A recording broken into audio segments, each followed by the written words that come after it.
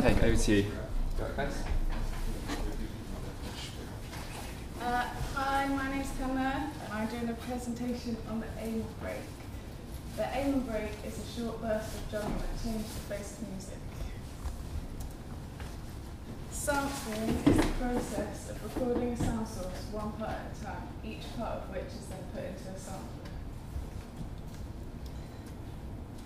sampler. This could be a single drum hit, or a one-bar drum break, a riff, or melody, or a vocal, or anything really, just a sound. It could be sampled from a record, or it could be something you've recorded yourself. It's called a sample because a sampler takes an analog waveform and records little snippets of it through time, and these are called samples.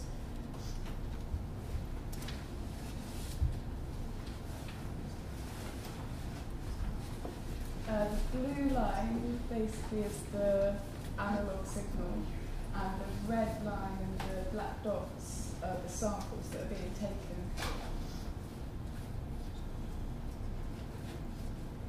So the sample isn't a continuous wave, but lots of points of the wave. And this is what a sample rate is. For instance, 44.1 kilohertz means there's been 44,100 digital samples taken per second, which is why you can't really tell that it's not just a continuous waveform. If you're taking a sample from a record, the key is finding a place where the song breaks down, leaving one or just a few elements of the song. In old funk and soul tracks, there are often good places for sampling in the intros, or sometimes there'd be solos.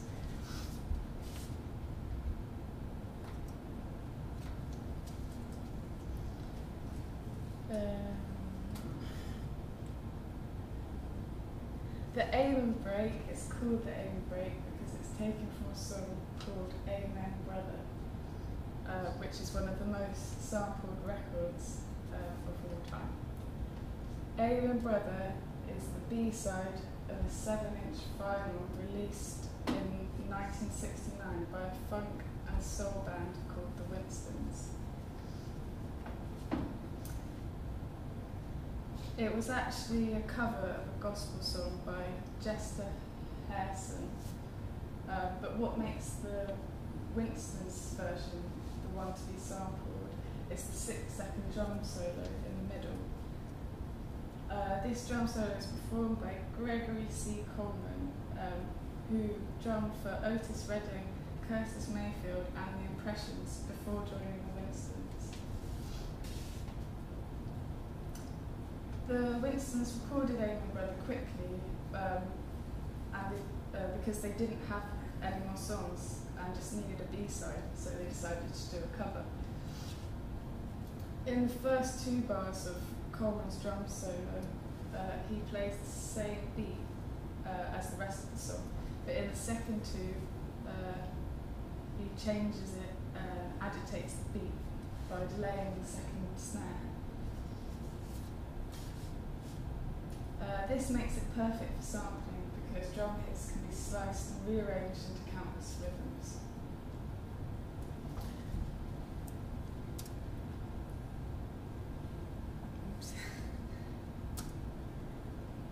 Here's the original song with the drum solo in the middle.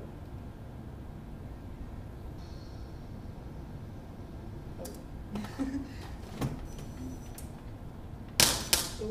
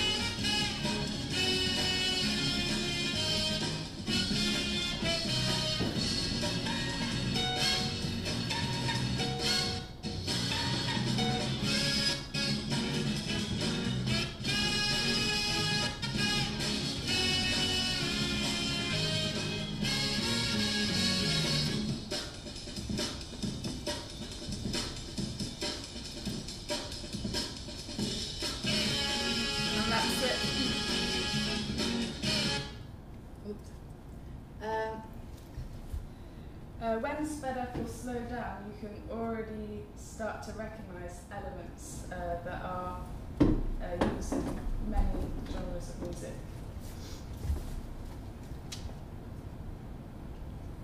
The first one's just the break as it normally is, the second one's sped up, and the last one's slowed down.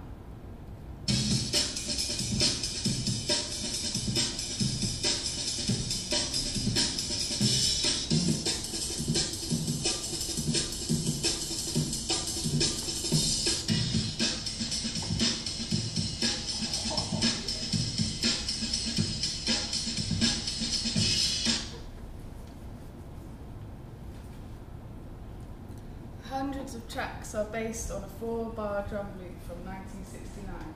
The Winstons helped create an entire subculture with a 6-second piece of music, and they did this by accident.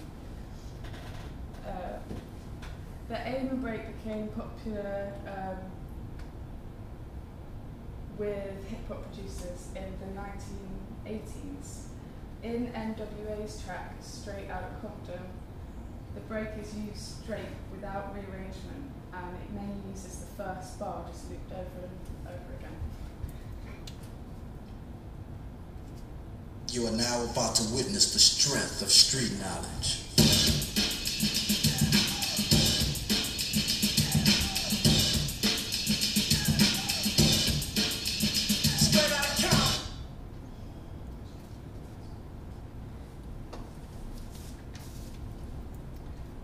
In the late 80s, early 1990s, the Amen break began to appear in the UK rave scene. It started with happy hardcore and went on to heavily influenced jungle and drum and bass. Technology improved, the sample rate improved, and the length of samples that you could put in a sampler became longer. Music producers could get more creative with how they rearranged the break, cutting out drum rolls and using them with other drum samples on top. Here's an example of Shy FX's original Nutter.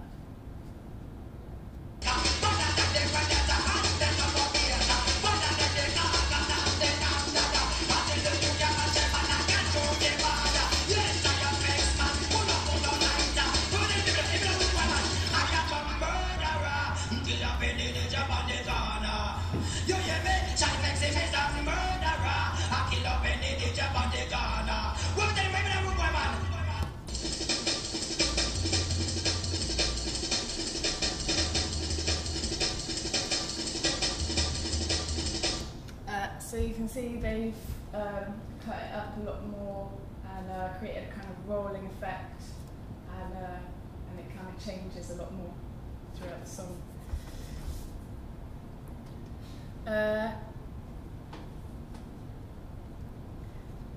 The Winstons have never actually claimed royalties for the Aim break, probably because they didn't realise it would be such a used sample. And samples originally were all taken using hardware, but today there are many software samples, software samplers, so you don't need loads and loads of money if you want to make a song out of samples. I'm going to show you how to cut up the A break in Recycle and put it into a Logic sampler.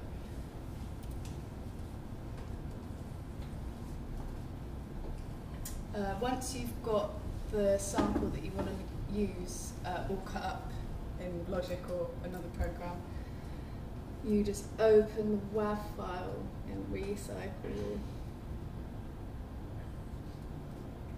Oh, I think I've already done that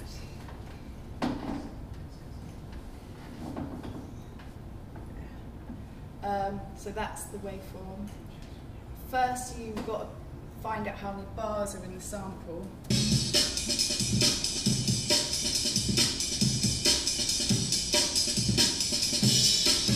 And there's 4 bars in this sample. You set that up here, and to set that you press that.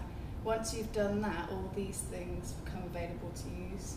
and you can set the sensitivity, which just puts in the transient markers for you and all of the drum hits.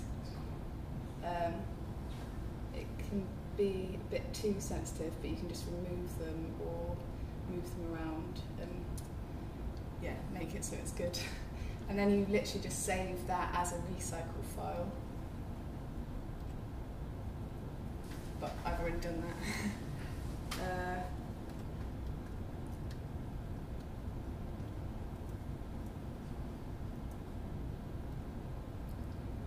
Once it's in Logic, once you're in Logic, get a software instrument,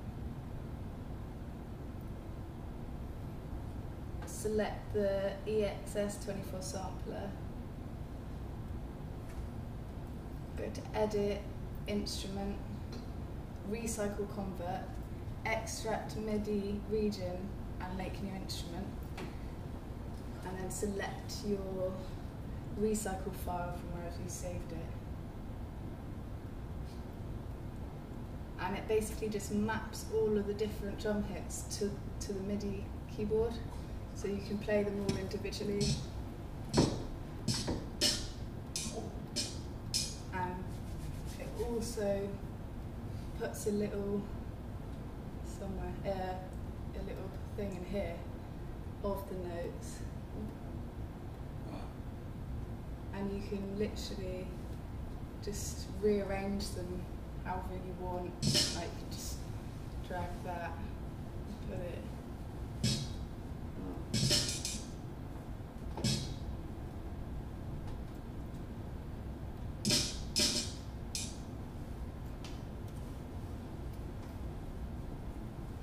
And just change it basically. Instead of, so it's not the original drum, it's a bit more your own. And I've got some more examples up here of it cut up. And also I normally just mute the ones that I'm taking out in case I decide I don't like it and I can get them back.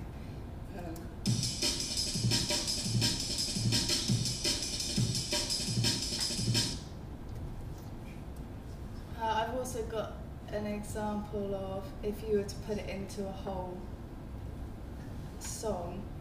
I already had a song without the aim and break in, and I literally just put the aim and break into it, and it kind of works already. Is it here?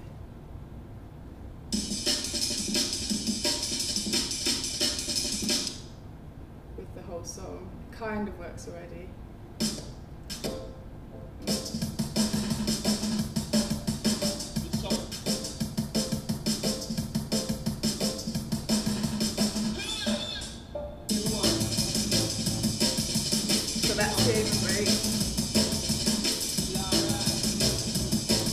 But actually what I've already done to it is I've EQ'd it, and then and you kind of have to make it sit right with all the other samples, and you have to make it sit right with the whole song in general. So you might have like all your kicks and snares filling up those bits. You don't really need the kind of oomph of it, and you just can either put a high pass filter on it or just cut out all the low end. But obviously all samples are different, and you know you just need to listen really, and because otherwise it sounds a bit messy. Jungle kind of sounds a bit messy anyway, but yeah, that's it.